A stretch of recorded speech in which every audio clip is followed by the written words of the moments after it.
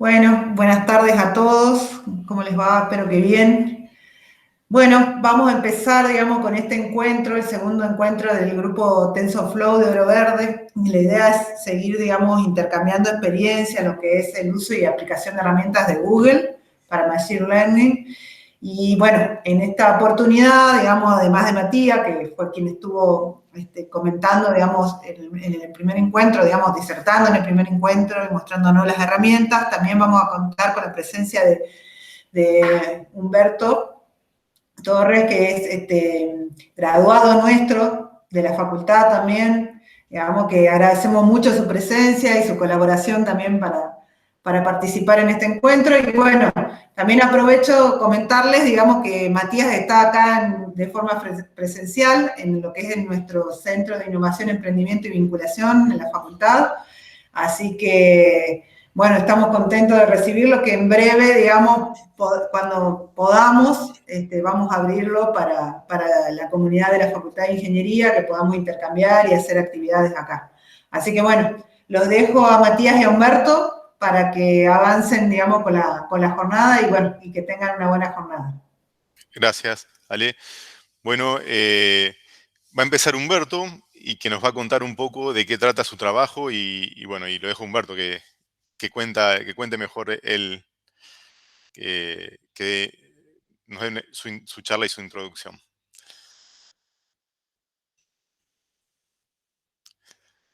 Gracias a Alejandra, gracias Matías. Me voy a ayudar de unas filminas que tenías por acá.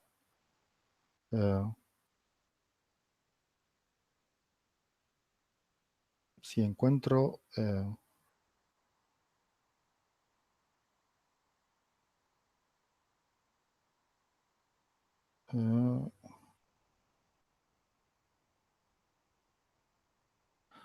bien, ahí no sé si se está viendo.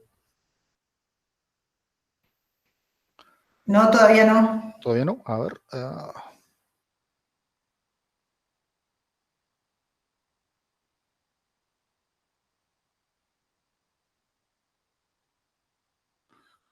¿Y ahora? Sí, Ahora sí. Sí, bien, gracias. Entonces, la idea es, en estos 15 minutos, contarles lo que hemos hecho en el laboratorio en los últimos 20 años, que es el tiempo que llevo ahí como investigador. Y después tomaremos algunos minutos para algunas preguntas puntuales. Y si tienen algún interés, ¿sí? Si no quedan conforme, pueden contactarse conmigo con ese correo que está ahí en la pantalla, que vamos a ver la forma de continuar, ¿sí? El laboratorio fue fundado en el año 1968 por la doctora Miguelina Guirao. Ella tiene una formación de filósofa y tenía el interés de estudiar los sentidos de distintos puntos de vista, ¿sí? Lo que sería una aproximación multidisciplinar. Es por eso que por el laboratorio se han estudiado los 5 sentidos eh, por parte de distintos profesionales, de distintas áreas. En sus buenas épocas se estudiaban los 5 sentidos, hoy están un poco disminuidos, ha sobrevivido olfato y gusto, y audición y habla, que es en el departamento que estoy yo. Si bien en algún momento era un instituto, al perder masa crítica se transformó en un laboratorio y allá por el año 2011, tanto la UBA como el CONICET acordaron que todos los laboratorios que estaban en el ámbito del Hospital de Clínicas, que es donde funciona el laboratorio, se fusionaran en un instituto. Fue un poco traumático al comienzo, y verán que el nombre no nos representa, ¿sí? Instituto de Inmunología, Genética y Metabolismo, pero hemos logrado avanzar. El instituto ha crecido, ocupa varias salas en distintos pisos del hospital, ¿sí? Y sigue creciendo día a día. En cuanto a lo que es mi trabajo en particular, o la parte de audición y habla, nos concentramos en el habla en un sentido muy amplio, desde que se origina el pensamiento, la idea, el mensaje en el locutor o emisor, hasta que llega al receptor u oyente. Obviamente eso es muy amplio, demasiado para mi gusto, pero hemos hecho cosas en distintos puntos o subáreas de esa idea,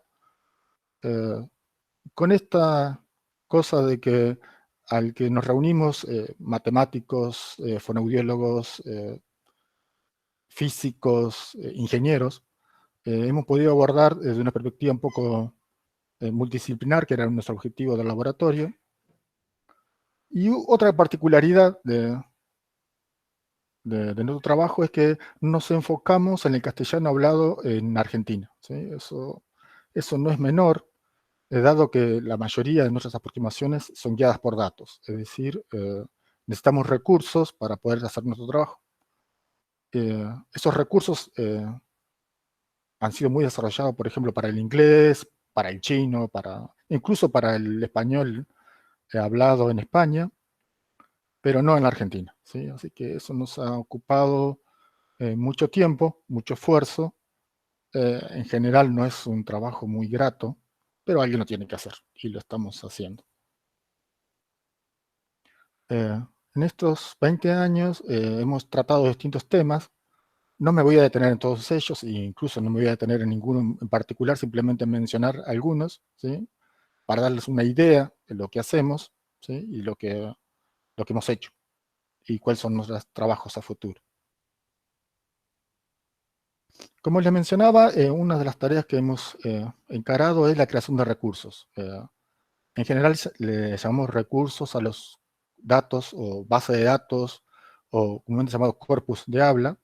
Cuando uno piensa en corpus de habla, generalmente lo asocia a emisiones, o sea, audios, ¿sí? Pero eso no es solamente el corpus es el audio más todas las anotaciones que nos permiten inferir o entrenar modelos a partir de ellos. Así, por ejemplo, si queremos transcribir un audio, necesitamos el audio más la transcripción ortográfica.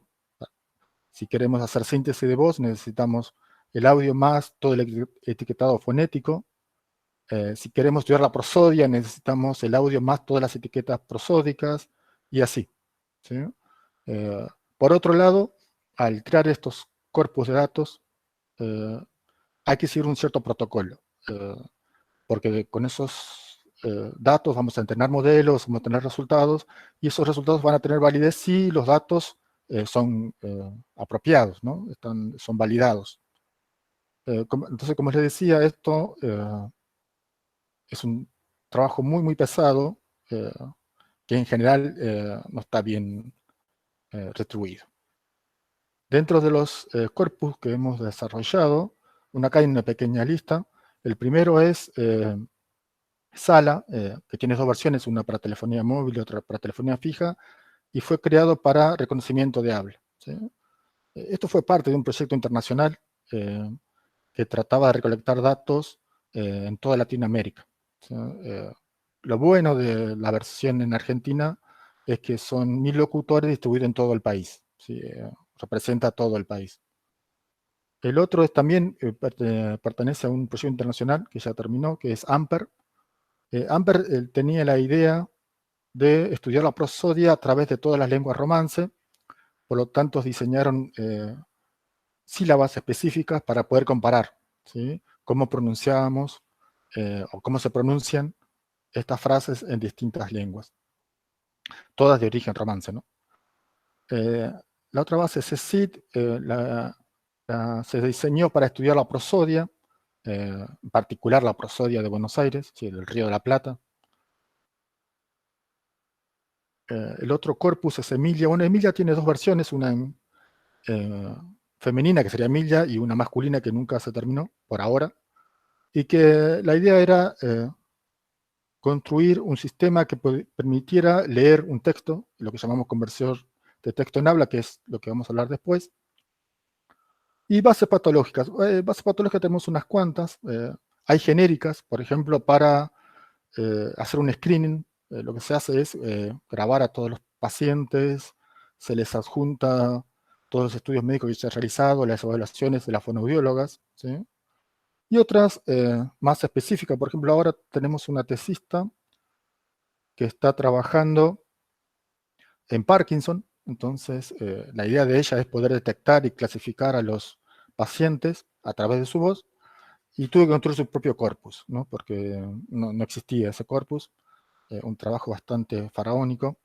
Tuve en contacto con distintos hospitales, profesionales, incluye todo el análisis de las fonoaudiólogas, de los otorrinos y del neurólogo. Bien, uno de los temas que les había mencionado entonces es el sistema de conversación de texto en habla. Nosotros le pusimos Aromo, de hecho yo le puse le estaba por poner espinillo, ¿sí? Que es un árbol que me gusta allá de Entre Ríos, pero sonaba feo, así que adopté por otro árbol que es Aromo, que es parecido pero no es lo mismo. Este proyecto se desarrolló porque se acercó una empresa interesada en un sistema de este tipo y tomó la decisión de armarlo desde cero. Es decir, todo el código y todos los recursos fueron creados en el laboratorio. La idea era que fuera multiplataforma. En esta versión que les estoy mostrando aquí, este esquema es un esquema de cliente-servidor, pero hay otras versiones también. Y lo interesante, después de haber cumplido con la empresa, es que generamos un montón de conocimiento y aparte nos permite hacer pruebas que antes no podíamos. Por ejemplo, en lo que es prosodia o en análisis de unidades de segmentación. Es un plus que obtenemos después de haber hecho el trabajo para la empresa. La versión, como les decía antes, para masculina no está implementada todavía por falta de recursos, pero ya veremos cómo la llevamos adelante. Y un tema asociado al proyecto anterior es la prosodia. Bueno, la prosodia es un rasgo suprasamental del habla, ¿no? O sea, es lo que está por encima de las palabras y en cierta forma le da sentido, ¿no? O sea, una misma secuencia de palabras pronunciada de distinta forma tiene distinto sentido.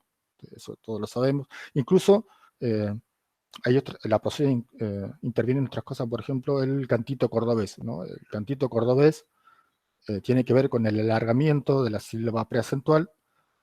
Eso tiene que ver con el ritmo y que el ritmo es un rasgo de la prosodia, ¿no? Es más, si logran grabar a un cordobés y le eliminan ese cambio en el ritmo, hablaría como el resto de los argentinos. Bueno, en todo grupo de habla, generalmente el reconocimiento automático del habla es tal vez el más antiguo, ¿sí?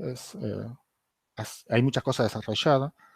No así para el habla nuestra, pero incluso hoy Google anda muy bien, ¿sí? Reconocimiento creo que es uno de los mejores, de hecho. Pero nosotros hemos hecho cosas también tratando de poner nuestro granito de arena. Un caso que quería comentarles es la detección de palabras claves. Esto surgió porque una empresa que se dedica a monitorear medios, radio y televisión específicamente, ellos tienen clientes que le dicen queremos saber cuántas veces se pronunció una palabra en determinados programas, ¿sí? Y lo que tienen o lo que tenían es dos salas gigantes con mucha gente escuchando los programas. Lo que hicimos fue desarrollar un keyword spotting, que sería algo así como hacemos un screen de todo el audio y vemos dónde se pronunciaron las palabras de interés, ¿sí? Eso está funcionando. Otro área que hemos también tratado de llevar adelante es la identificación del locutor en ámbitos forenses.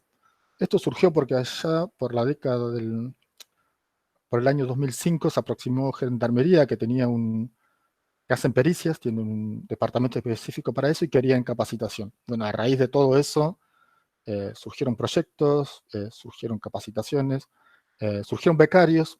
Dos de ellos formaron un spin-off, una empresa asociada al laboratorio, y lo que están haciendo es proviendo de sistemas para realizar la tarea. Después hay un programa, se llama Ciencia y Justicia del CONICET, que a través también de él estamos dando cursos. Por ejemplo, el último fue para Defensoría del Pueblo. Básicamente capacitación de las cosas que se pueden hacer y no se pueden hacer con el habla, ¿no? Y ahora nos están pidiendo algo que se llama perfilamiento del locutor, que es tratar de extraer más alguna característica, algún rasgo del locutor, por ejemplo, de qué región es o si padece alguna patología. En un primer intento lo que hicimos es, junto con un tesista, es la clasificación etaria. La idea de de esto es decir que a través de una pequeña emisión de voz, menos de 5 segundos, determinar a qué rango etario pertenece la persona, ¿sí? Con muy buenos resultados. ¿Sí? No sé cómo estoy con el tiempo, creo que estoy medio justo ya, pero la última cosa que quería comentarles sobre patologías. En caso particular es EVAPER, es un sistema que desarrollamos para que las fonoaudiólogas realicen su evaluación. No sé si han ido a alguna fonoaudióloga alguna vez para un análisis, pero lo que hacen generalmente es utilizar una escala GRBA, se llama, que le asigna distintos grados a distintos rasgos o aspectos de la voz. Y es puramente perceptual, o sea, el paciente dice una A sostenida y ellos van calificando. El problema con esto es lo que tenemos en una variabilidad intrahablante, intraevaluador y interevaluador. Es decir, que si le damos el mismo estímulo a dos evaluadores, hay una alta probabilidad de que la evaluación sea distinta. Y lo que es peor aún, que si le damos el mismo estímulo al mismo evaluador, pero con un espacio de tiempo, digamos 15 días, su evaluación puede variar. Eso sucede porque cuando el fonoaudiólogo hace su evaluación, lo que hace es comparar el estímulo de entrada versus un patrón interno que aprendió en la práctica, y eso genera la variabilidad. Entonces, nuestra idea era generar un estímulo patrón, ¿sí? Y lo que hace el fonoaudiólogo es escucha el estímulo de entrada, genera un estímulo patrón mediante este sistema, tratando de que ambos estímulos sean iguales, ¿sí? Cuando está conforme con esa síntesis, digamos, lee los parámetros del sistema y esa es la evaluación, ¿sí? Y con esto hemos ya logrado demostrar que esa variación, ¿sí? Disminuye y disminuye en forma significativa. Bien, eso sería lo que tenía preparado para hoy. No sé si hay alguna pregunta puntual o... Yo voy a hacer una pregunta, que es, todas estas herramientas las fueron desarrollando con distintas herramientas, valga la redundancia, y si ves útil que, por ejemplo, ahora que aparecieron librerías o framework más completos, por ejemplo, TensorFlow se puede usar para un montón de cosas. Entonces, por ahí, si te imaginas que puede facilitar por ahí trabajar en un área, después pasarse a otro área y no tener que desarrollar, y sobre todo compartir conocimiento, ¿no? Sí, eso es un tema muy interesante. De hecho, esto que dije sobre la clasificación etaria está hecho con TensorFlow, ¿sí? Y no sé, se me ocurre por ahí las herramientas para cargar los sets de datos que contabas que son difíciles.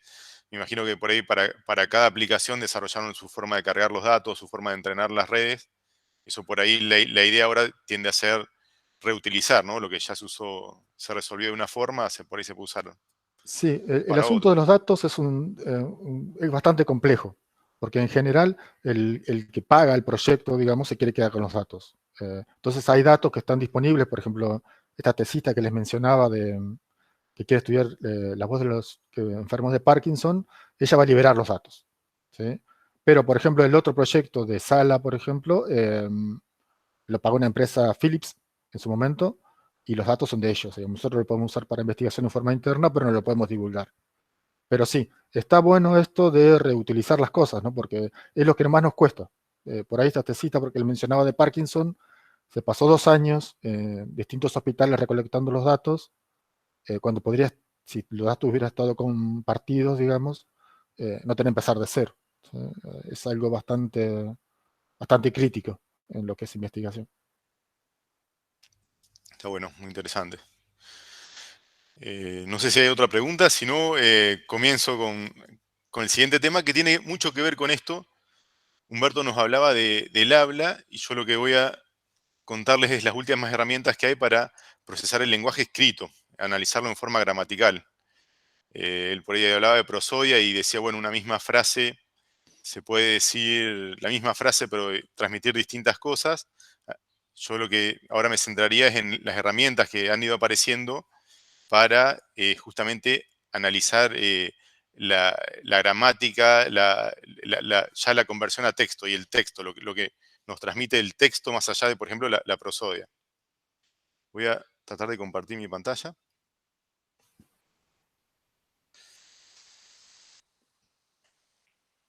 Y no sé si estoy compartiendo la presentación. ¿Sí? Bueno, Sí, ahí se ve. hoy de lo que yo les voy a hablar es de Transformers. Transformers es una arquitectura de modelos que se utilizaron en un comienzo para procesamiento de texto y que causaron una gran revolución, que es algo muy nuevo, y que de alguna manera superaron a los otros modelos, a las otras arquitecturas que había en forma previa.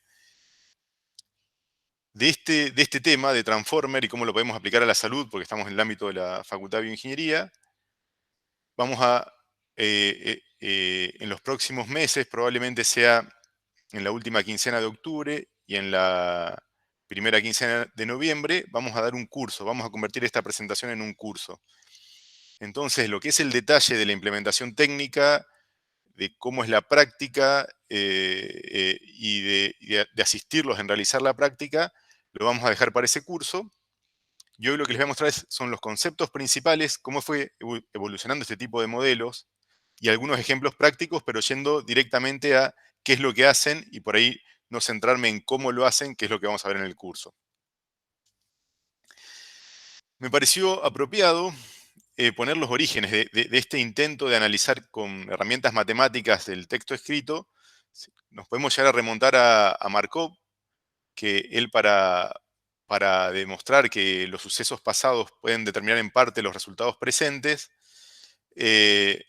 con análisis matemático, lo que hizo fue que tomó una novela, allá por el año 1913, tomó las 20.000 primeras letras, les hizo un análisis matemático y pudo probar que si, por ejemplo, en determinado punto del texto uno tiene una vocal, es muy probable que la siguiente letra sea una consonante. Y si por contrario tiene una consonante, las probabilidades de que la próxima eh, eh, palabra sea una vocal son mayores. Entonces, puede ser rudimentario, podemos pensar que este análisis se hizo sin computadoras hace más de un siglo. De hecho, creo que hizo 20 rectángulos 20 matrices, podríamos decir, de 10 letras por 10 letras, hizo 200 de 10 letras por 10 letras y se puso a analizar en papel estos datos. Pero esto lo podemos tomar como el inicio de tratar de aplicar herramientas matemáticas a, por ejemplo, predecir el texto. Antes de los Transformers, por 2015 más o menos, ya surgen unos modelos que convertían secuencias de texto a secuencias de texto, por ejemplo, para aplicar una traducción. Lo importante de estos modelos es que desarrollan un concepto que se llama atención. Estos modelos, ¿cómo trabajan? Trabajan en forma secuencial, se les va presentando una palabra por vez, van actualizando el estado interno de, en este caso, el encoder. El encoder lo que hace es que las palabras se traducen a un vector, a un número, y el encoder se entrena para tener una representación interna de ese número que captura patrones del texto. El encoder va teniendo en cuenta los estados anteriores de las palabras anteriores que procesó y finalmente el último estado interno se lo pasa a un decoder que lo utiliza para ir decodificando una palabra a la vez. Y realizar una operación como, por ejemplo, traducir el texto. En este caso, de francés a inglés. ¿Cuál era el problema con esto? Es que no se lograba capturar cómo una palabra se veía influenciada en el contexto de una oración. Si uno lo piensa un poco, distintas palabras cambia mucho su sentido en el contexto de una oración. Entonces, lo que desarrollan de forma interesante es...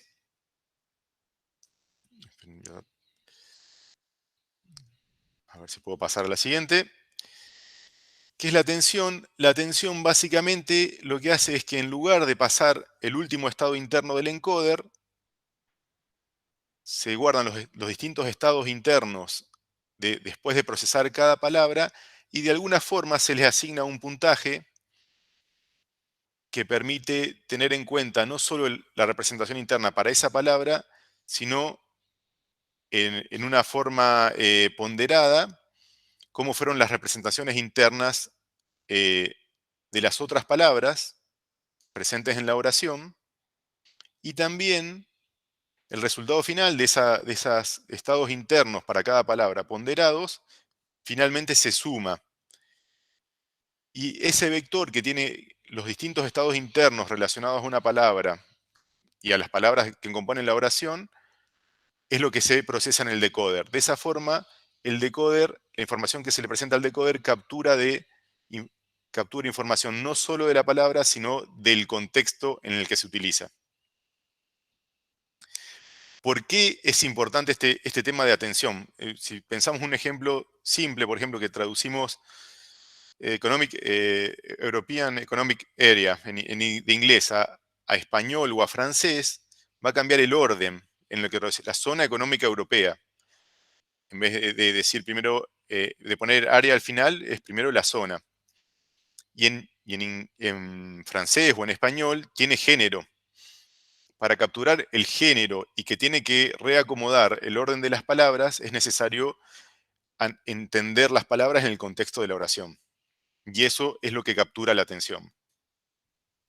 Estos modelos tienen un problema, que es que son secuenciales. Pueden procesar una palabra de entrada a la vez, procesar una palabra de salida a la vez, y además necesitan hacer esto durante el entrenamiento. Entonces, ahí ocurre la primera gran revolución, que es los transformers nos proponen una arquitectura que puede hacer que de nuevo utiliza atención, pero puede utilizar las operaciones en paralelo, puede procesar, puede aprender una oración analizando las palabras en paralelo y generando, por ejemplo, en este caso, la tarea de traducción también en paralelo, en el encoder y el decoder. Internamente tenemos una pila de encoders y una pila de decoders. La idea es ir refinando esos patrones, esa comprensión interna, esa abstracción que realizamos en los encoders y en los decoders. A mayor número de encoders, mayor número de decoders, lo podemos hacer una analogía con el ser humano de la capacidad de memoria y vamos a obtener una mayor capacidad de análisis y mejores resultados. Pero a todo esto yo estoy diciendo, entramos con palabras y lo que tenemos es un modelo matemático.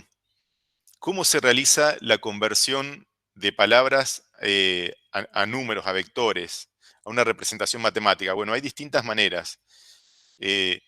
Una manera son redes neuronales que tienen en cuenta la proximidad con otras palabras.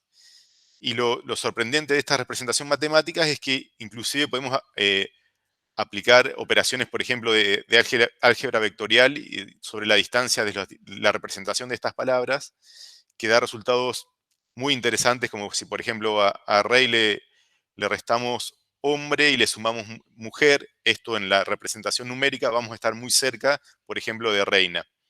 Y esto que les digo, muy conceptual, lo podemos ver, por ejemplo, en esta representación en el espacio.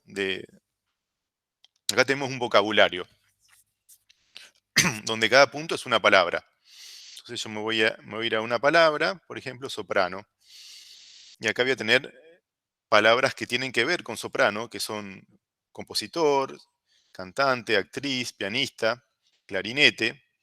Y si quiero ver solo las cercanas, acá las puedo ver, y su distancia. Entonces, de esta forma, esta es la forma en la que una palabra se traduce a un vector, a una representación numérica.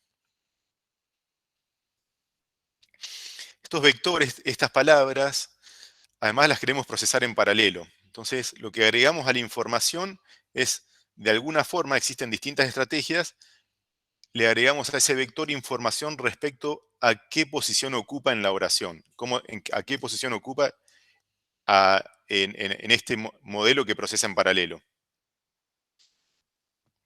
En este caso, por ejemplo, los transformers originales se les puede presentar hasta, yo digo palabras, pero son tokens, en realidad es con distintos criterios se recortan las palabras.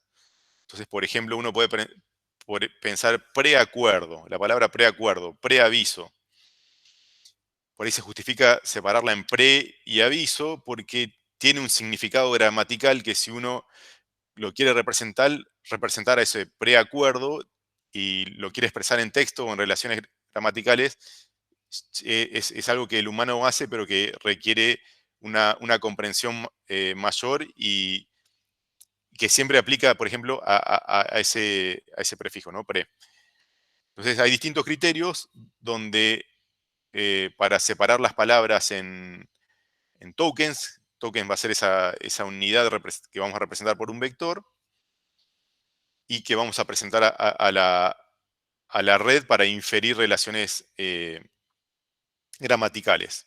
Y bueno, en este caso, por ejemplo, tendríamos las 512 posiciones y la línea vertical sería un vector, en este caso, de 20 números, de cuál es la representación de la posición. En este caso, tiene que coincidir con una representación en 20 números, 20 componentes de la palabra, de acuerdo al método de encoding. Rápidamente, lo que ocurre acá es que se hace atención, self-attention. Lo que se busca es, en este modelo, en el encoder, es comprender o analizar cuál es la relación de una palabra respecto a la oración de la que forma parte. Esa atención, ese resultado de aplicar la atención al procesamiento de cada palabra, después es analizado con una red neuronal. Esta red neuronal también se puede ejecutar en paralelo para cada palabra. Y eso pasa al siguiente encoder. Tratando de entender un poquito mejor la atención, si por ejemplo en esta frase que está en inglés queremos comprender el significado de it, si analizamos solo it es complejo. Si lo que nos permite la atención es, por ejemplo, tener información de qué palabras relevantes influyen sobre esa palabra, en este caso, por ejemplo, el animal. Entonces sabemos que it hace referencia al animal. Y en realidad el transformer lo que tiene también es que calcula la tensión, si decimos, con varias cabezas. Tiene 8 cabezas el transformer original, y lo que hace es que calcula 8 atenciones en paralelo. Entonces, para cada palabra, calcula en forma separada 8 atenciones. Cada cabeza se inicializa en forma aleatoria, diferente. Entonces, probablemente después de entrenarse van a prestar atención a distintos patrones presentes en la frase de entrada. Entonces, por ejemplo, acá vemos en marrón el mismo de antes, que it puede hacer referencia, está influenciado por el animal y estaba muy cansado. También eso puede ser lo que detecta otra cabeza y combinado da una comprensión del significado de la palabra en el contexto, prestando atención a la frase, mucho más rica. Y este procesamiento lo puede hacer en paralelo. Esto de nuevo voy a ir muy rápido, pero lo que le quiero contar es que en cada encoder, por ejemplo, se hace este procesamiento que vimos muy por arriba, y el siguiente encoder, bueno, además se normaliza esto para que converja la red, y se presenta en los siguientes encoders, se presenta la salida del encoder anterior, que ya tiene cierta elaboración con atención a la frase que se está analizando, pero además se presenta también la frase original, de modo que el siguiente encoder sea capaz de volver a analizar la frase original, pero también teniendo en cuenta lo que ya analizó el encoder previo. Los decoder también funcionan de forma similar. Los decoder lo que hacen es que reutilizan la atención que entrenamos en los encoder y se entrenan para ir para predecir la palabra siguiente. Se enmascara, empiezan a generar primero una palabra y se utiliza eso como entrada, y eso se utiliza para ir prediciendo las siguientes palabras. Entonces, cómo funciona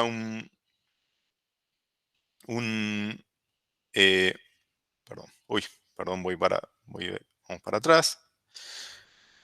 A grandes rasgos, cómo funciona el transformer original. le presentamos una oración, la procesa en paralelo, decíamos que tiene 8 cabezas, tiene 6 encoders, y después va generando, se lo entrena en una tarea como la de traducción, donde va generando una palabra por vez, prediciendo la palabra siguiente. De nuevo, al final de los decoders, ¿qué tenemos? Números, una representación vectorial de una palabra. Entonces, ¿cómo volvemos a obtener una palabra? Y bueno, tenemos primero una capa que en forma lineal transforma nuestra representación, por ejemplo, en este caso de ejemplo son 4 números, a un vector que tiene un componente por cada palabra en nuestro vocabulario. Y de eso finalmente se calcula la probabilidad. Entonces finalmente tenemos un vector que tiene el tamaño de nuestro vocabulario y la probabilidad para cada componente de que esa sea la palabra que queremos generar. Entonces, si por ejemplo tenemos un 90% de probabilidades que es Sam, por ejemplo en este caso, esta va a ser la palabra de salida. Y de esta forma se convierte la representación interna del decoder y que utilizamos en Transformers de nuevo una palabra. La tecnología de Transformers la utilizamos, por ejemplo, todos los días cuando utilizamos la traducción de Google. Entonces, si por ejemplo queremos traducir cualquier secuencia en cualquier otro idioma, estamos usando esa tecnología. Los Transformers que usa hoy el traductor de Google son un poco más poderosos que ese original. Pero ese Transformer original significó una revolución muy importante porque cada cabeza, ese procesamiento en paralelo, se puede realizar al menos en un procesador diferente y se redujo los tiempos de entrenamiento, el tiempo de inferencia, y en realidad lo que se pudo hacer también es incrementar la capacidad, el tamaño de estos modelos. Hay un problema que tienen los Transformers que dio paso a que apareciera otro tipo de Transformer que es bidireccional. Y es que en el decoder no puede ver lo que va más allá del texto que en ese momento, de la palabra que en ese momento está generando.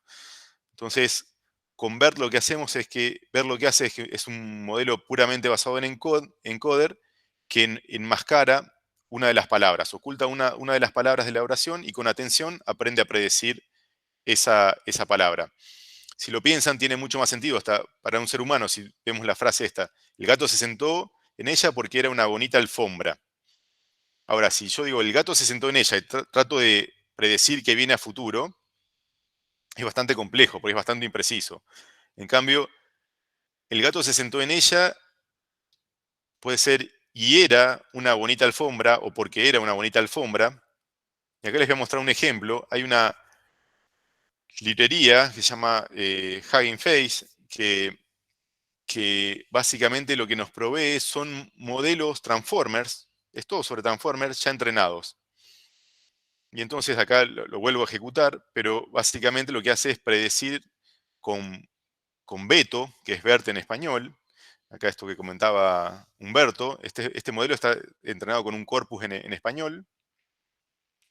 Y entonces nos dice que lo más probable es que esa palabra, la primera palabra sea por qué, o puede ser y, como dije yo, por error. Entonces si me vuelvo acá, esto es mucho más fácil de predecir. Lo bueno de esto es que si yo estoy enmascarando una palabra para entrenar mi Transformer, puedo hacer un entrenamiento, puedo hacer un set de datos masivos donde lo que hago es simplemente enmascarar ciertas palabras al azar. Y con eso puedo generar un set de datos gigantesco como Wikipedia y entrenar un modelo. De todas maneras, eso requiere un montón de recursos, computacional. Pero lo bueno de ver también es que ese modelo que podríamos decir base, entrenado con un montón de datos donde solo se enmascaran algunas palabras, después se puede ajustar, agregarle una partecita, una red adicional y utilizarlo para distintas tareas. Por ejemplo, un clasificador.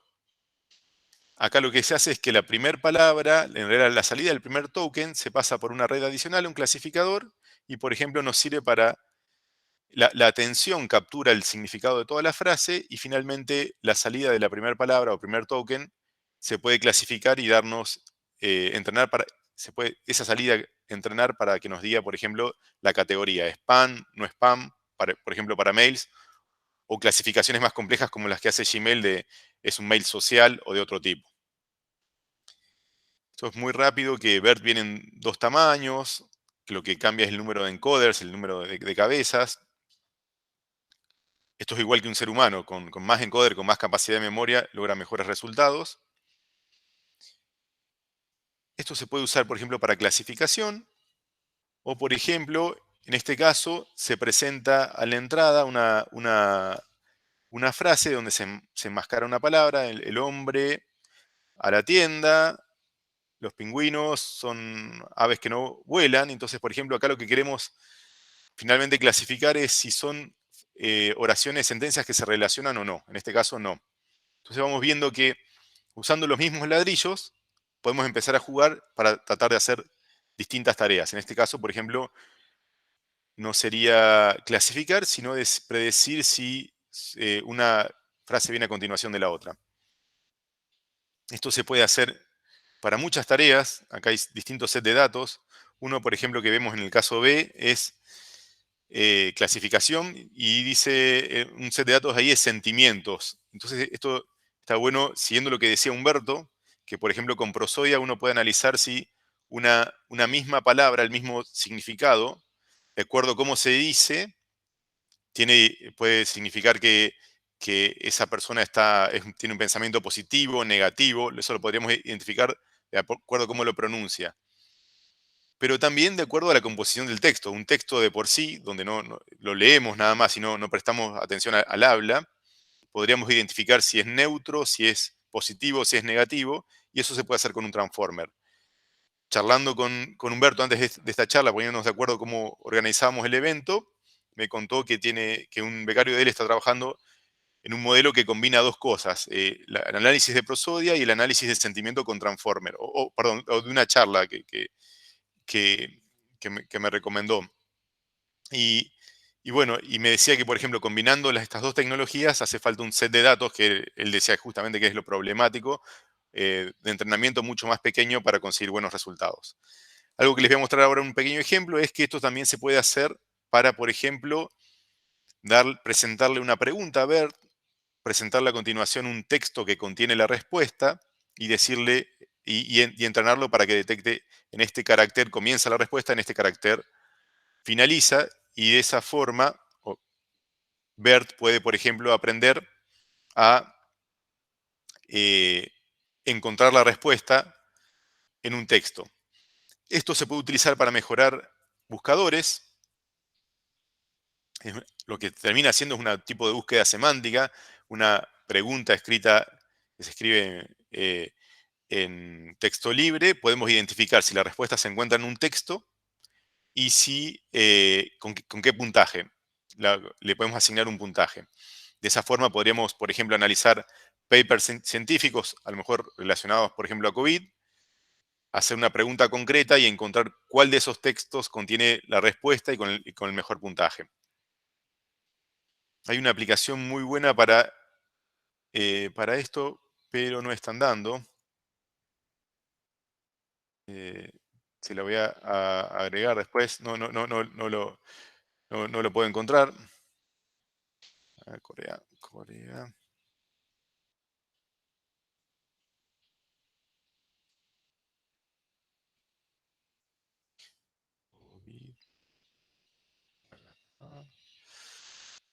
A ver si esta funciona.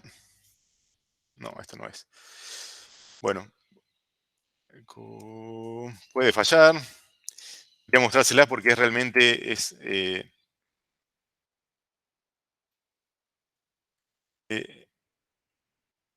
bueno, esta de Covidas Corea. Que está hecha con esta tecnología de Transformers, pero actualmente está offline. Entonces, lo que voy a hacer es que se les voy a mostrar en Colab, y vamos a utilizar TensorFlow, y vamos a utilizar esa librería de Transformers de Hugging Face. Lo primero que hacemos es ver que estemos usando una GPU. Vamos a instalar la librería de Transformers. Yo ya lo corrí una vez, por eso vemos el resultado de... Pero acá lo estamos corriendo nuevamente.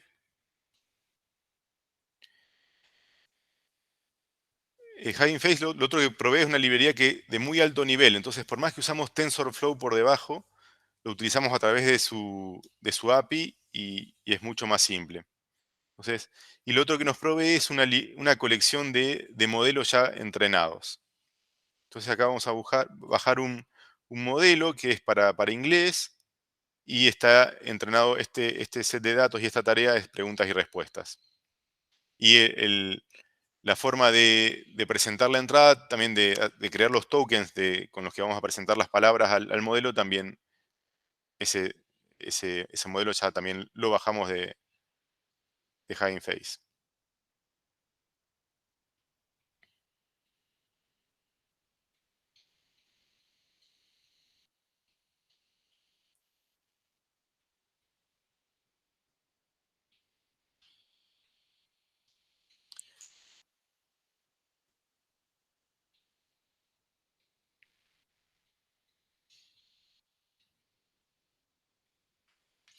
Una vez que bajamos los modelos, acá lo que tengo es un texto que simplemente es el primer párrafo de Wikipedia acerca de COVID. Y después voy a agregar dos preguntas, está en inglés, pero es ¿cuáles son los síntomas de COVID-19? Y dónde fue detectado por primera vez. Entonces la idea es que BERT es capaz de buscar si la respuesta a estas preguntas está en este texto. De nuevo, BERT podría hacer esto con una colección de textos. Entonces esto lo podríamos llevar a un buscador mucho más interesante, como es este caso de Corea que lamentablemente no está funcionando. Y bueno, y ahora finalmente lo que vamos a hacer es vamos a traducir esos textos, ese contexto, que es el texto de Wikipedia, y las preguntas a esa representación numérica, y después vamos a ver qué respuesta encuentra. Entonces, por ejemplo, acá esto es el texto en representación numérica que se le presenta a BERT. Acá tenemos eh, el tag de que comienzo de sentencia, el separador de la pregunta y el contexto. Y la pregunta es, ¿cuáles son los síntomas de COVID-19? Y BERT es capaz de extraerlos del texto. Y acá hacemos algo similar para dónde fue detectado por primera vez y a continuación el contexto y en Wuhan, China. Entonces, con esto podemos hacer un buscador mucho más poderoso que utilice preguntas, que busque la respuesta en, por ejemplo, artículos científicos a preguntas semánticas. Hasta ahí lo que veíamos es BERT, que es una evolución del Transformer, que lo podemos utilizar en un montón de tareas y que primero si se puede utilizar el entrenamiento del modelo base y hacer un ajuste fino para una tarea específica. Pero sigue siendo necesario ese ajuste fino, ese entrenamiento en una tarea específica. En 2020 estamos viendo que es toda una revolución que ocurre ahora, en los últimos años. 2020 ocurre una gran segunda revolución que es, aparecen modelos como GTP3, así como BERT tenía solo encoders, GTP3 tenía solo decoders, que lo que hace es capaz de predecir la palabra siguiente a una palabra de entrada. Pero es capaz de analizar contextos mucho más grandes. Y entonces es capaz de inferir tareas. Si yo, por ejemplo, tengo una pregunta y a continuación el texto viene una respuesta y después vuelve a venir una pregunta, puede inferir que lo que estoy haciendo es una tarea de preguntar y responder, y entonces de la forma que va a completar el texto no va a ser solo prediciendo, sino tratando de corresponder su predicción con esa tarea que está infiriendo. Entonces, de alguna manera, infiere las tareas. Y lo otro que tiene es que su entrenamiento es no supervisado, entonces no requiere el problema que también comentaba Humberto, de tenemos que crear el set de datos y es un trabajo sumamente engorroso y costoso. a GTP3 lo único que se hace es se le presenta información y lo único que hace es enmascarar la palabra siguiente. Y con una ventana que va deslizando, va analizando todo el texto y aprende todo lo que se le presente. En el caso de GTP3, se trató de levantar todo el contenido de Internet hasta octubre de 2019. Y se aprendió todo. Entonces, es como una ventana deslizante que va aprendiendo la palabra siguiente. No supervisado. Entonces, podemos pensar que GTP3 es alguien que se leyó todo hasta octubre de 2019. El COVID vino en diciembre de 2019, por lo que no sabe nada de COVID porque es algo que ocurrió después. No tiene forma de haber guardado información o patrones o la información sobre COVID relacionada a COVID porque no existía cuando se entrenó. Sí, lo que tiene es información relacionada a pandemias, a enfermedades, a acciones que se toman frente a la pandemia, que se aprendió de todos los patrones y de toda la información que leyó. Entonces, les propongo un juego que es ver cómo responde OpenAI, GTP3, porque OpenAI ha liberado ya varios modelos, GTP3, a, por ejemplo, acá me traje algunos experimentos. Vamos a ver. Este primero muy básico. Está en inglés y decimos que un investigador describe, bueno, que estamos en julio de 2020 y en los últimos meses la economía se vio afectada por coronavirus, que es un nuevo coronavirus muy transmisible, y entonces termina preguntando cuál es el impacto económico. Y ahora lo que vamos a ver es qué infiere o qué propone GTP3 que nunca aprendió nada de coronavirus. Y podemos pensar que esto lo podría haber hecho en diciembre de 2019, cuando todavía el coronavirus no existía.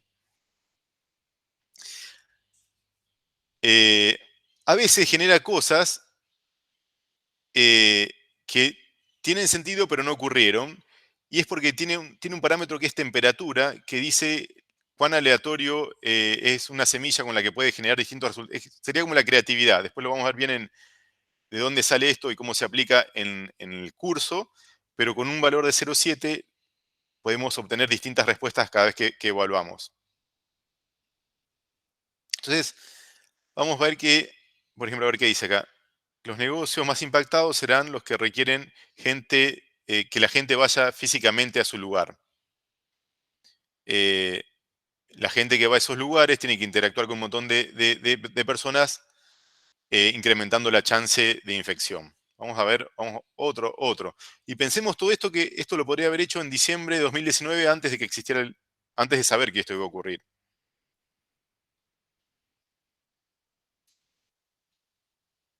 Bueno, acá gran parte de las personas. Y así podríamos obtener distintas corridas. Yo en las corridas, por ejemplo, hablaba, bueno, acá este no tiene mucho sentido. Vamos uno más, antes de pasar a otro ejemplo. Bueno, la industria del entretenimiento, por ejemplo. Hoy, probándolo antes de venir, por ejemplo, me decía que una de las primeras propuestas era los viajes, porque los viajes de negocios se iban a suspender, iba a haber restricciones para cruzar la frontera. Algo que ocurrió, pero que bueno, que en ese momento quizás era difícil de pensar. Me voy a ir a otro ejemplo. A ver este. No sé si este es el que ya cargué. Bueno, en este caso lo que hice fue cargar el texto de Wikipedia, el mismo que usé para hacer preguntas con BERT, que es básicamente es una descripción de lo que es el COVID. Entonces, después lo que le dije es, ¿cuáles son los síntomas de COVID? Y me empezó a responder y empezó a responderme, a proponerme preguntas y a responderlas. Entonces podemos ver que empieza a realizar una tarea que es preguntas y respuestas sin haber estado entrenado particularmente para estas preguntas. Entonces vamos a ver, por ejemplo, vamos a darle de nuevo.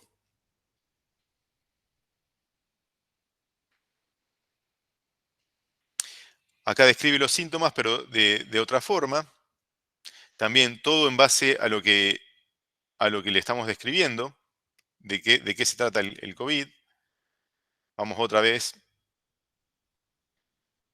Bueno, algunas veces propone, los resultados no son siempre buenos, pero vamos de nuevo a ver. Bueno, acá los vuelve a encontrar y acá vuelve a hacer lo que había hecho originalmente, que es proponernos preguntas y irlas respondiendo. Voy a mostrar un ejemplo en español, porque como leyó todo Internet, puede hacer lo mismo en español, aunque después de usarlo un poco tiene un sesgo, porque se ve que el contenido en español evidentemente no debe ser tanto como el del inglés. Entonces, por ejemplo, traté de traducir primero lo que el juego este que teníamos, de que un investigador describe de qué se trata el COVID y cómo puede afectar, y bueno, acá respondió justamente eso que les comentaba, que algunos ejecutivos suspenden viajes internacionales, que las empresas que más se afectan son de transporte aéreo, empresas de transporte marítimo, hoteles, que todo esto lo está diciendo, lo podríamos haber dicho en diciembre del año pasado. Y acá, esto que dice el experto solo lo creó. ¿Y qué empresas están destinadas a ser afectadas por este cierre de fronteras? Bueno, vamos a hacer un experimento que esto no siempre da bien, pero de que vuelva a responder. Bueno, algunas veces desvaría un poco, sobre todo en español, da mejores resultados en inglés. En primer lugar, están las empresas de transporte público, como aerolíneas y ferrocarriles, porque muchas personas se han quedado en casa, lo que produjo una baja en el número de viajes. Todo esto que está diciendo, tenemos que tener en cuenta que los puede generar antes de que supiéramos todo lo que ocurrió con el COVID. Les voy a compartir un último ejemplo, que es,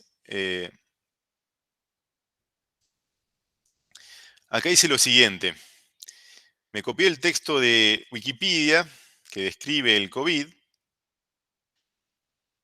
y lo que traté de decirle con si estas son las características de la pandemia de COVID, ¿cuál debería ser un protocolo en una institución de educación para evitar el contagio?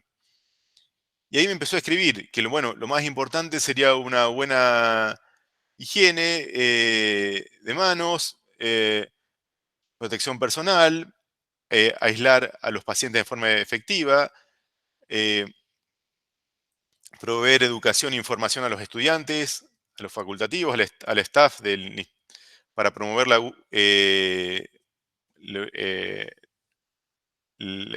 higiene.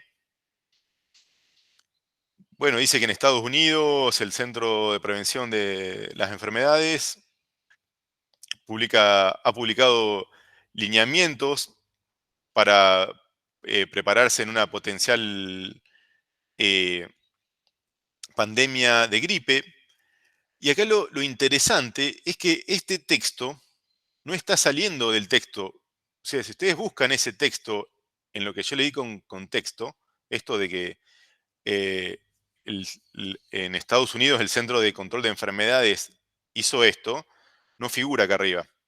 Entonces, podemos ver cómo de lo que aprendió, que es un contexto que va mucho más allá de una oración, lo puede traer a cuenta ese contexto aprendido a la hora de generar texto y lo puede aplicar.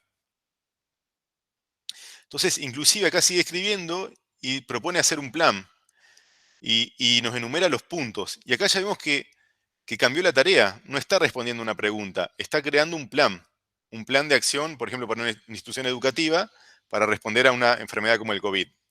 Entonces estamos viendo que ya el patrón y la tarea que está haciendo no tiene nada que ver, y son mucho más allá de las tareas que puede realizar Bert. O sea, entiende el contexto, entiende que se le arranca por responder una pregunta, pero después cambia y su tarea y empieza a redactar el plan. De nuevo, probablemente si cambio esto, voy a tener otro resultado. Este lo guardé porque me resultó muy interesante. Pero bueno, cada vez que ejecuto, como tengo una componente aleatoria, pues le estoy dando creatividad, puede generarme cualquier otra cosa, ¿no? Pero Vamos a ver qué genera ahora. No sé si generó algo, vamos una vez más a ejecutarlo.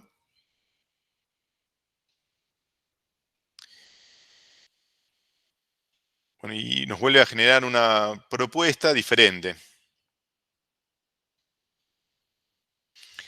Lo que era interesante de la otra propuesta es que no solo hizo una propuesta, sino que además se puso como tarea crear un plan de acción.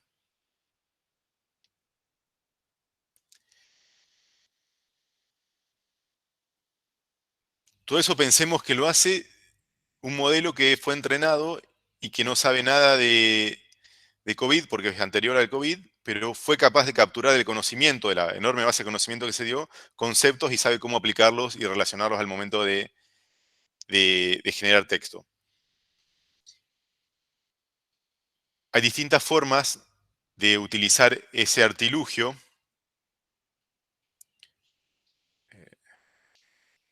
Ese artilugio para realizar distintas tareas. Me voy a ir un ratito a OpenAI de nuevo. Y se los voy a mostrar solo como, porque veo que vamos bien de tiempo. Entonces, por ejemplo, todas estas tareas. Y todas estas tareas sin un entrenamiento específico. Vamos a ver, por ejemplo, por ejemplo, que consiste en darle decir, mi alumno de segundo grado me preguntó qué significa esto. Y yo se lo reformulé para que lo entienda. Vamos a correrlo a esto. Da un ejemplo de respuesta, pero vamos a verlo en vivo. Entonces lo que estamos haciendo acá es pidiéndole a GTP3 que reformule una frase para que la entienda un chico de segundo grado.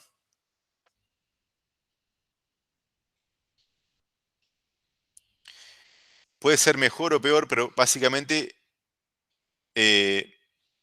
si vemos estas tres oraciones, es una forma de contar cosas sobre Júpiter en un lenguaje más infantil. Vamos de nuevo. Y vemos que, bueno, porque tiene un grado de temperatura, genera distintas salidas, todas haciendo esa tarea que es eh, eh, reformular la oración. Voy a ir a un último ejemplo, que es con el que arrancamos todo esto, y por ejemplo, de inglés a francés.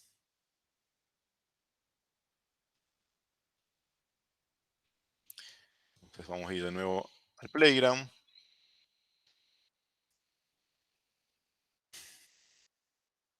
Y acá entiende que lo que se le está pidiendo es traducir, y bueno, en este caso tradujo la frase y bueno, continúa, pero traduce frases particulares.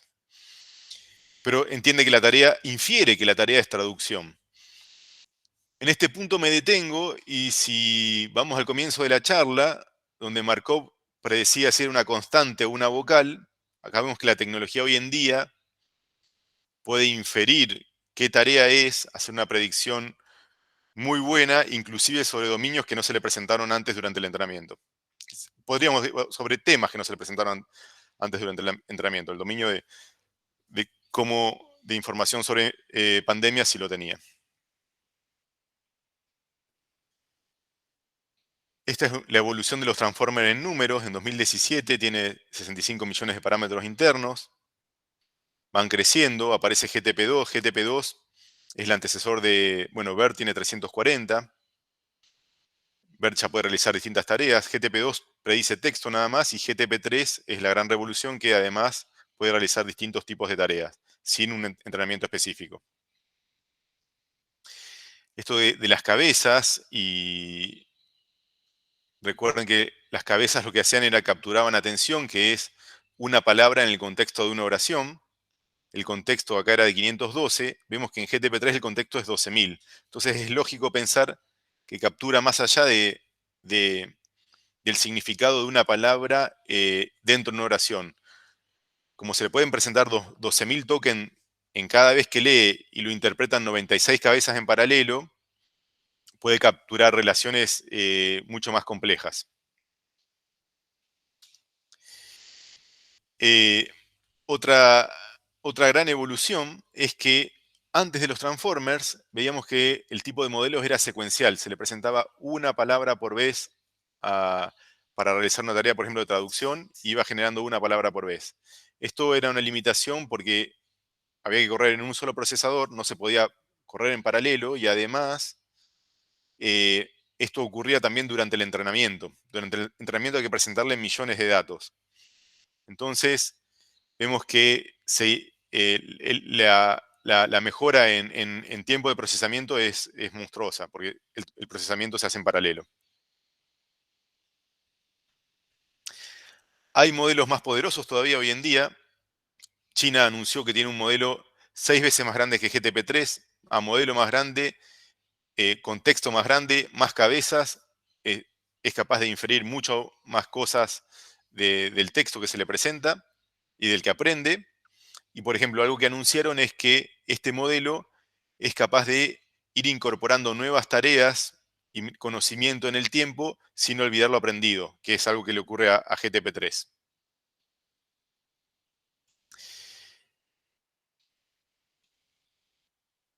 Ahora me voy a tomar muy rápido por encima. Hasta acá vimos el avance de los transformers sobre lo que es procesamiento de texto. ¿Qué ocurre ahora?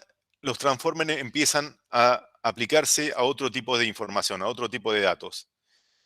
Por ejemplo, imágenes, y aparece el Vision Transformer.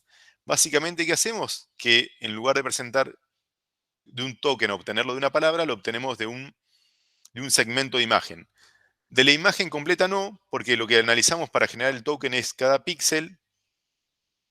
El poder de computación para calcular la atención es cuadrático respecto al tamaño de la entrada, entonces no nos alcanzaría un transformer del tamaño de GTP3 para procesar las imágenes.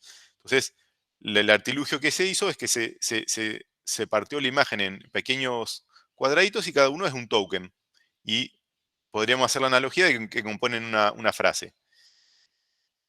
Y a diferencia de las redes convolucionales, que es lo anterior, que es lo que vimos en la charla anterior, por ejemplo, para detectar la pose humana, este tipo de redes pueden analizar cada token, cada parche de imagen en el contexto de la imagen que la rodea.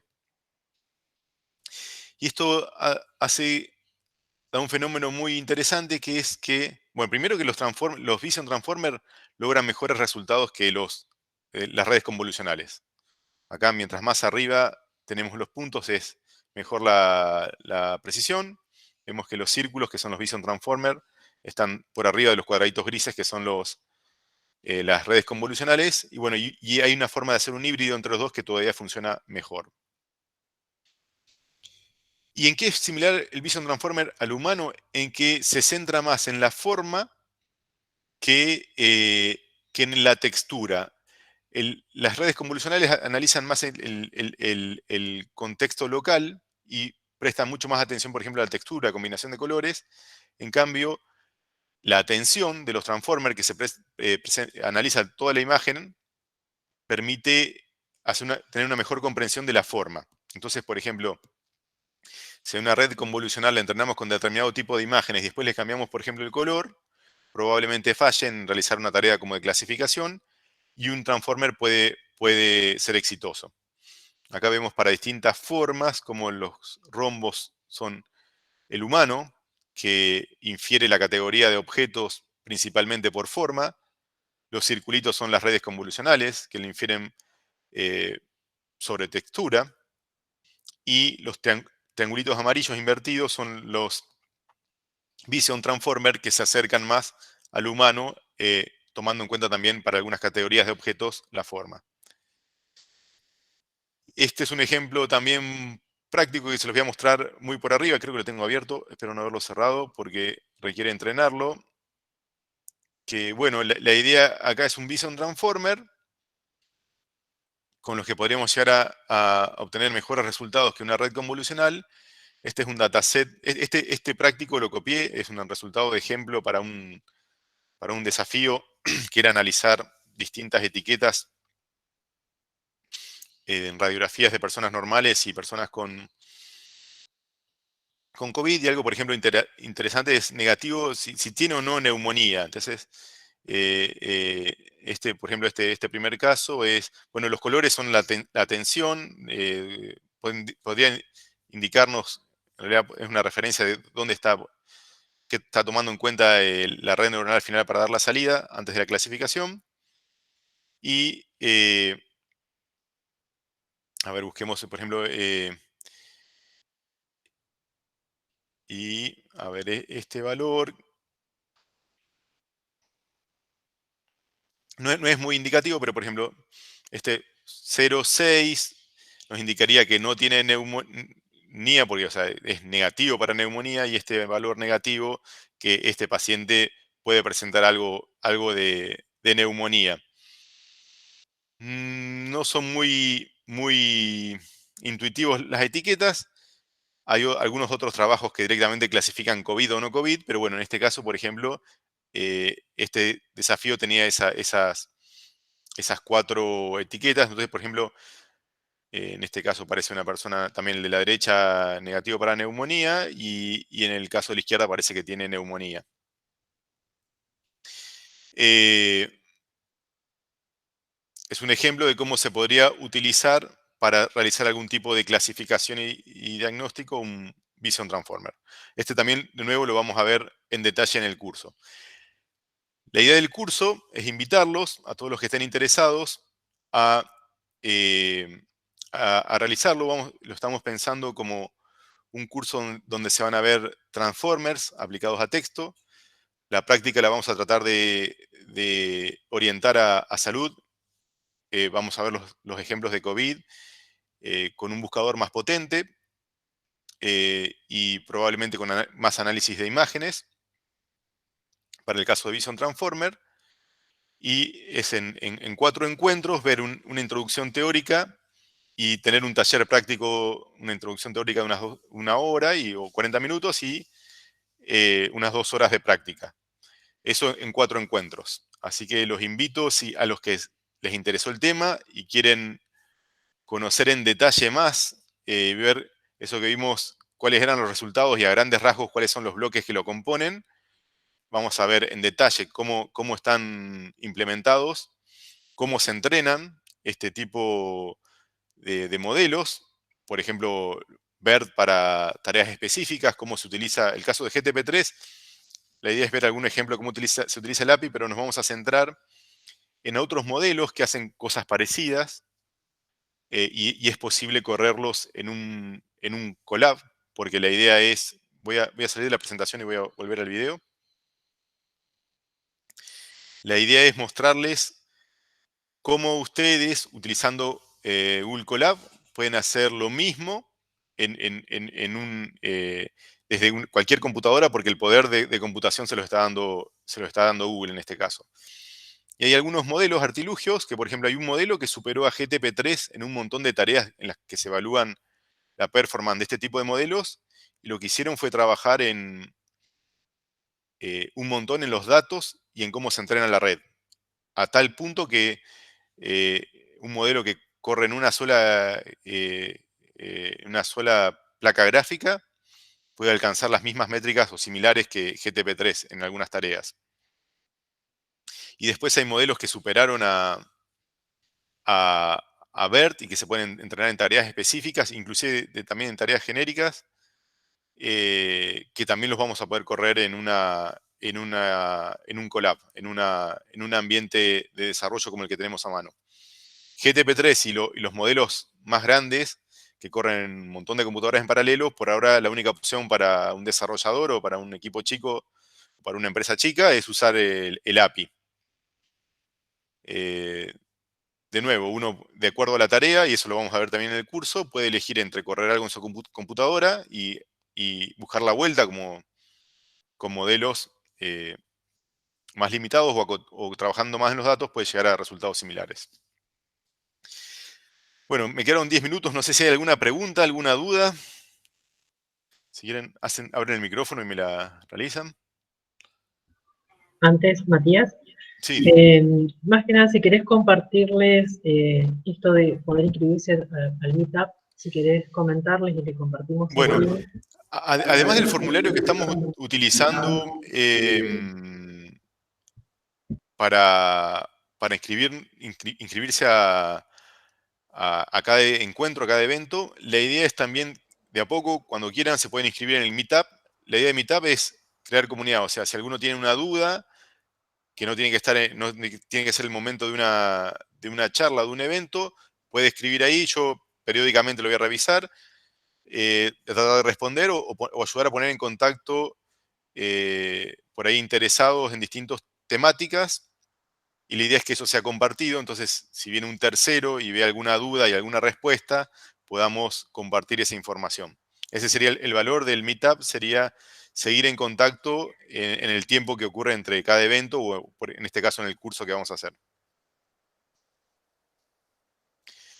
Sí, Perdón, Matías, yo tenía un par de preguntas más, tengo sí, varias en realidad. sí, La primera es la disponibilidad de estos recursos, ¿sí? Y la segunda, ya te quiero las dos así, las sí. respondes como... tiene que ver si esto se ha aplicado, por ejemplo, a fake news, para Sí. detectar fake news, y se han Ujú. podido mezclar idiomas, por ejemplo, porque muchas veces los fake news se refieren a textos o a cosas que pasaron en otro idioma, ¿sí? Y Sí. necesitarían toda esa composición, ¿no? Bueno, No sé si tenés datos de eso. de hecho, sí, en el curso vamos a ver, por ejemplo, cómo entrenar GTP2. GTP2 es el modelo anterior a GTP3, que hace por ejemplo, lo que hace GTP2 es escribe texto de muy buena calidad. No llega a inferir la tarea que tiene que hacer, sino que simplemente escribe texto en forma libre. ¿Qué ocurre? Escribe tan bien que uno se podría confundir si ese texto lo hizo un humano o una máquina. Y podría, además, de acuerdo a cómo uno lo entrena, podría generar fake news. Y de hecho hubo un concurso, no me acuerdo, creo, no sé, en un periódico de Estados Unidos, hubo un concurso de escribir artículos. El concurso del juzgado eran humanos.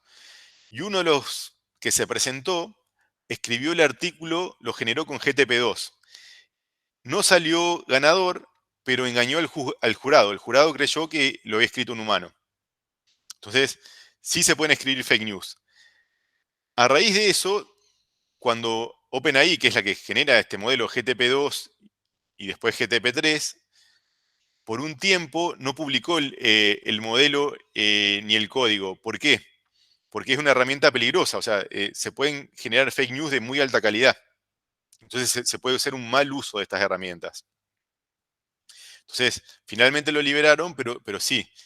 Y bueno, pero también utilizando esta tecnología, una de las cosas que vimos es la clasificación. Se puede usar la clasificación para analizar texto y detectar que es una fake news, por ejemplo, o que fue generada por GTP3 o por GTP2. Entonces, por GTP2 seguro, GTP3 lo tendría que ver. Pero, por ejemplo, se podría crear un modelo para detectar fake news generadas por este tipo de modelos.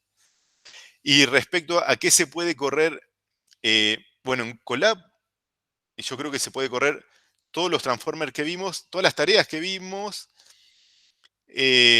excepto quizás algunas cosas que hace GTP3.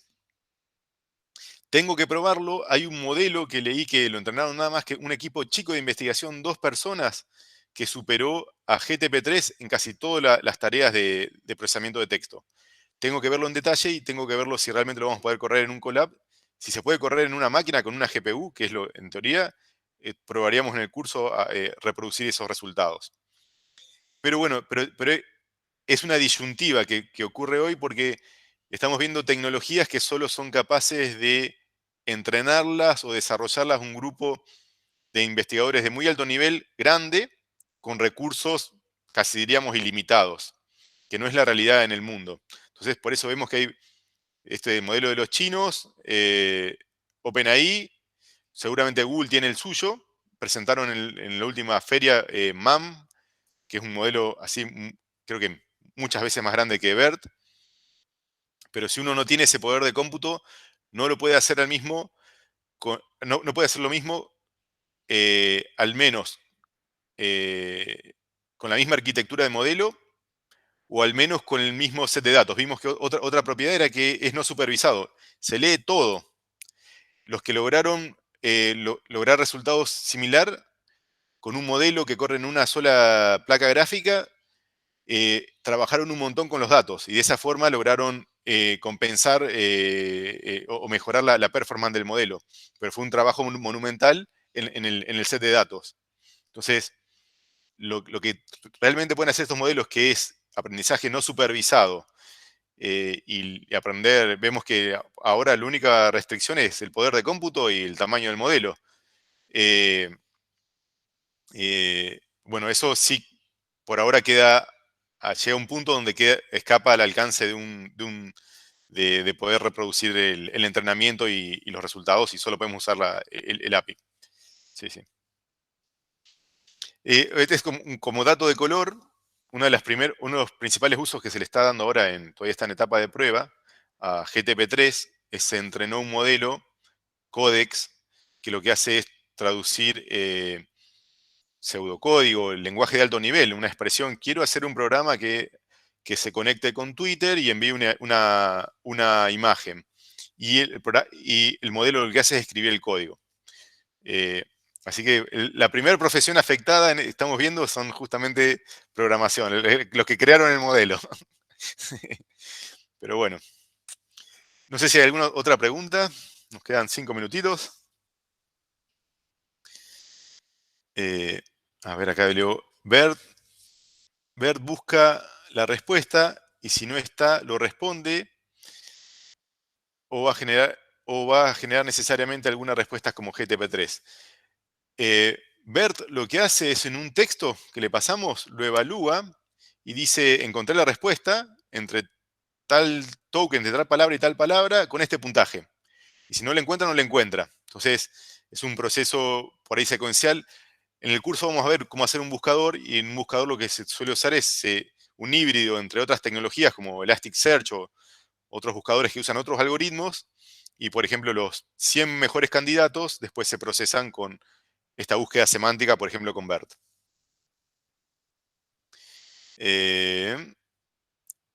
Y bueno, lo que hace GTP3 o GTP2 de generar texto, y en base a lo que aprendió, eso solo lo hacen ese tipo de modelos de generación de texto. No sé si hay alguna otra pregunta. Si no, los invito. Dentro de poco vamos a estar contando más de los detalles de este curso, y espero que sea de su interés. Bueno. El próximo encuentro va a ser el curso, y más adelante veremos hacer algún otro encuentro, y siempre estamos buscando más oradores que nos compartan otros temas. Le quiero agradecer a Humberto. Humberto, muchísimas gracias por contarnos todo lo que hacen en el laboratorio. Bueno, y seguimos en contacto. Muchas gracias. Gracias a ustedes Gracias. por invitar. Chau, chau.